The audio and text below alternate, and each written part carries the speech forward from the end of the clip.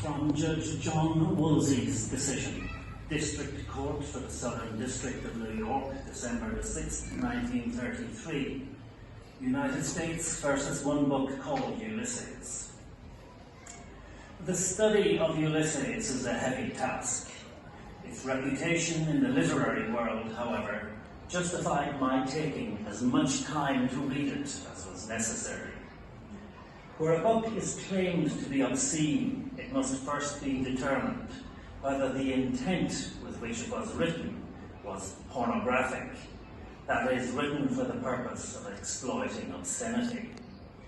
But in Ulysses, in spite of its unusual frankness, I do not detect anywhere the leer of the sensualist. I have not found anything that I consider to be dirt for dirt's sake. I hold, therefore, that it is not pornographic. In writing Ulysses, Joyce sought to make a serious experiment in a new literary genre. He takes persons of the lower middle class living in Dublin in 1904 and seeks not only to describe what they did on a certain day early in June of that year, but also to tell what many of them thought about the while.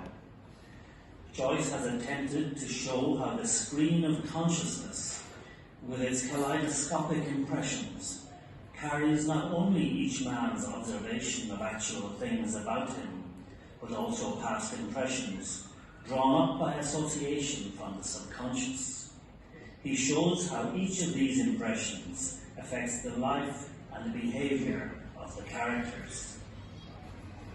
If Joyce did not attempt to be honest in developing the technique which he has adopted in Ulysses, the result would be psychologically misleading and thus unfaithful to his chosen technique.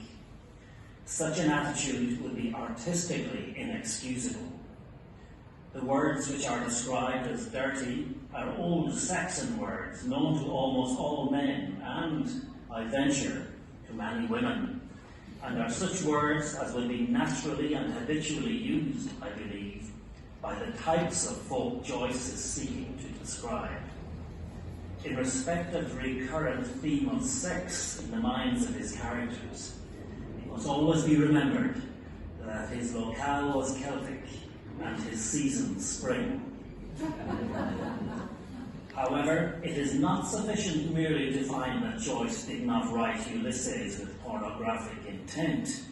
I must endeavour to determine its effect on the reader, irrespective of its intent.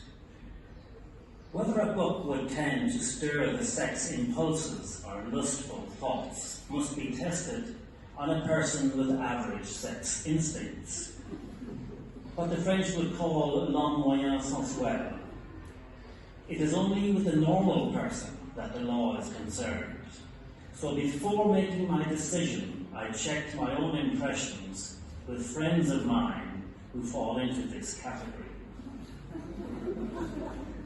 I'm quite aware that owing to some of its scenes, Ulysses is a rather strong draft to ask some sensitive though normal persons to take.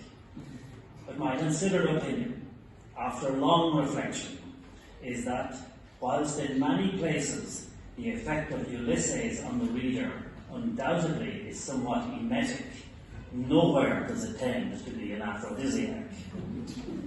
Ulysses may, therefore, be admitted into the United States.